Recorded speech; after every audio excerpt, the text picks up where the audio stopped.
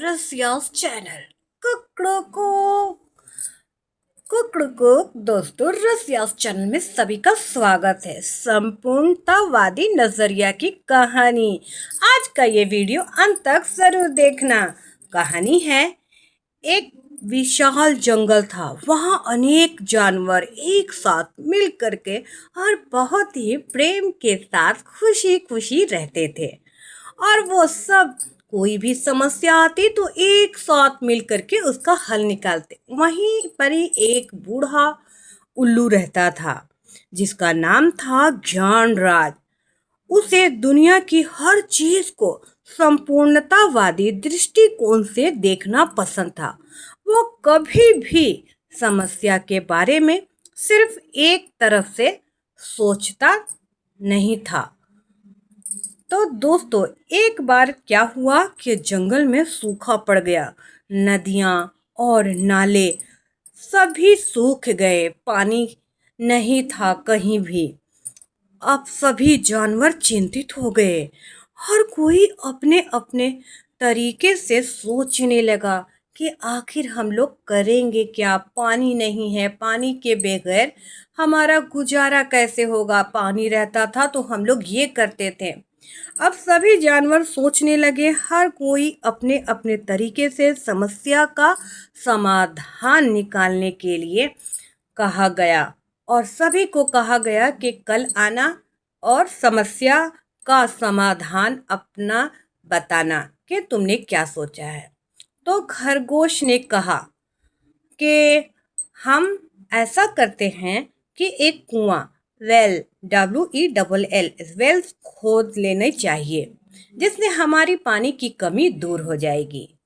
अब आई बंदर की बारी। बंदर ने फट से कहा पेड़ों पे चढ़ के कि हम पेड़ की शाखाओं से पानी इकट्ठा कर लेंगे। तो सभी जानवर ने कहा कि बंदर, ये बहुत मुश्किल है पेड़ों की शाखाओं से पानी निकालना। तो उसने कहा, अब आई हाथी की बारी। हाथी ने कहा कि भाइयों, मेरा सुझाव है कि हम बड़ी बड़ी शीपी शेल्स में पानी जमा करके रखेंगे। कैसा रहा मेरा आइडिया? है ना वंडरफुल आइडिया? और सभी जानवरों ने कहा कि अरे नहीं दोस्त, ऐसे नहीं होगा। हर कोई अपनी अपनी नज़रिए से सही था, लेकिन उनके उपाय अधूरे थे। कोई भी पूरी स्थिति के बारे में नहीं सोच रहा था। और वो पानी की कमी, लेकिन पानी की कमी के पीछे कई कारण हैं, लेकिन हमें मूल समस्या पर काम करना चाहिए। अब ये ज्ञानराज के दिमाग में ये बात चल रही थी। ज्ञानराज ने सोचा, अरे लोगों ने तो सिर्फ एक ही पहलू से देखा, हमें सोचना चाहिए सभी के बारे में। तो ज्ञानराज ने कहा, उन्होंने कहा जानवर से, भाइयों, ये कोई समस्या का हल नहीं है। हम जंगल में सूखा पड़ गया है, नदियाँ में पानी नहीं है। हमें सोचना होगा कि इसके पीछे कारण क्या है। जब हम मूल कारण पे पहुँचेंगे तभी हम उपाय इसका निकाल सकते हैं। और जब सही समाधान निकालेगा तबे तो हमारी समस्या दूर होगी। तो अभी उसने, उल्लू ने, ज्ञानराज ने कहा, सभी लोग जंगल जाएं और जंगल का अध्ययन करें, यानी मुआयना करके आओ कि आखिर में क्या है हमारी समस्या, क्या है हमारी प्रॉब्लम। सभी जंगल में जानवर इधर उधर गए। खरगोश को कहा गया कि तुम मिट्टी का परीक्षण करोगे, मिट्टी की जांच करोगे कि यहाँ किस प्रकार की मिट्टी है। बंदर से कहा गया कि बंदर भाई, तुम पेड़ों के प्रकार का पता लगाओगे कि हमारे जंगल में किस प्रकार के पेड़ है।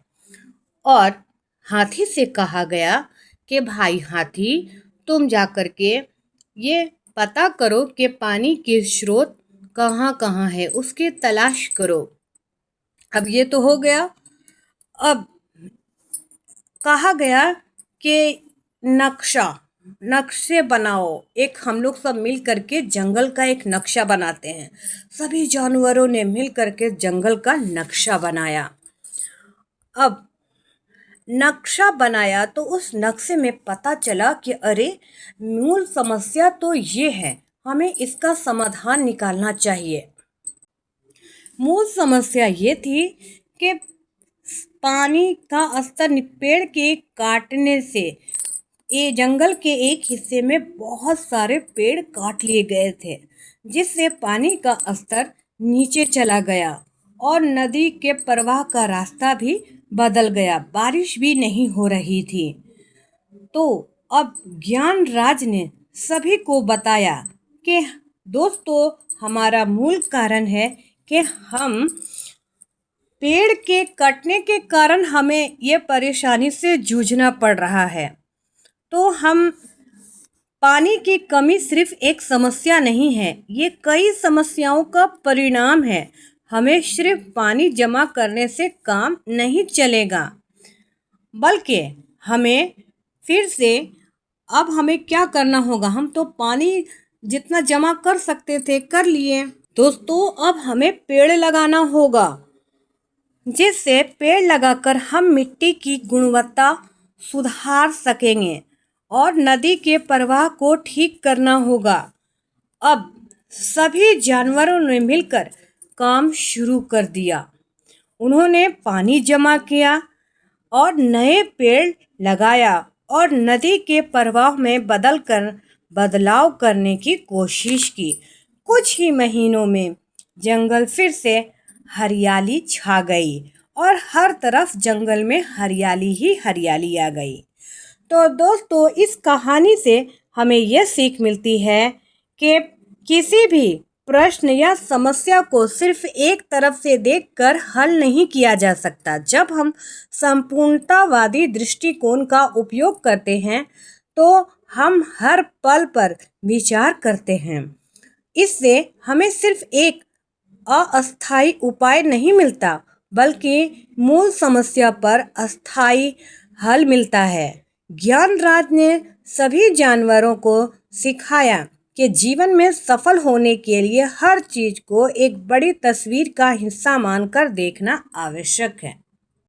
दोस्तों, ए होलिस्टिक अप्रोच यानी कि संपूर्णतावादी नजरिया। मैं संपूर्णतावादी नजरिया में यकीन रखती हूँ। हम केवल हाथ, पाँव, आँख, कान, दिल और दिमाग नहीं, बल्कि एक संपूर्ण इंसान है। काम करने के लिए एक पूरा आदमी जाता है और काम करके एक पूरा आदमी लौटता है।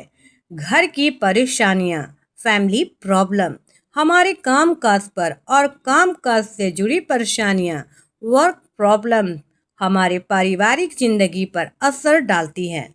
पारिवारिक समस्या की वजह से तनाव का शिकार होने पर हमारी उत्पादकता घट जाती है। इस तरह कामकाज से जुड़ी परेशानियां न केवल हमारे परिवार बल्कि जिंदगी के हर पहलू पर असर डालती है। निजी पेशे से जुड़ी और सामाजिक समस्याएं एक दूसरे पर लाजमी तौर पर असर डालती है दोस्तों। तो दोस्तों, आज का ये कहानी आपको बहुत अच्छा लगा होगा। आप इस कहानी को कहाँ से सुन रहे हैं, हमें कमेंट करके ज़रूर बताइएगा। हम फिर मिलते हैं नेक्स्ट वीडियो में। थैंक यू सो मच दोस्तों। रस व्यास चैनल को लाइक